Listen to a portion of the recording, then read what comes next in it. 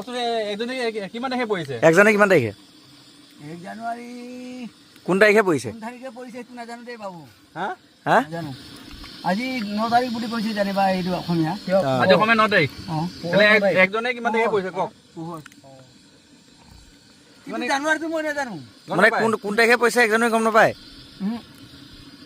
এক জানুৱাৰীত আপোনাৰ কি কোন বছৰ পৰিব? কিমান চন সোমাব এক জানুৱাৰীত? নহয় এইটো ফাগুনৰ হেৰিত ফাগুন মাহ সোমাব। হা একজনে ফাগুন মাহ সোমাব। ফাগুন নহয় কি সোমাব? বহাগ। পুহৰ কেই তাৰিখে পৰে? এতিয়া মানে এক জানুৱাৰীত কি তাৰিখ আপুনি সেইটো গম নাপায় নি?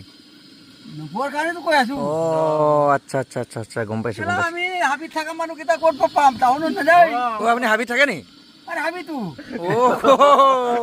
এই চব ভাবি বুলি এইটো দেখা নাখায়। এই হাবিতে গম পাইছোঁ। হা হাবিতে গম পাইছোঁ। অঁ টাউনতো আমি যাবলৈ নাপাওঁ। গম পাইছোঁ অঁ। আনকি নিকৰিলে যাব নাপাওঁ টাউনত সেইখিনিতে। এতিয়া ৰ'বচোন ৰ'বা 1 মিনিট। আপোনাৰ এতিয়া এক জানুৱাৰীত কি তাৰিখে আপুনি গম নাপায়?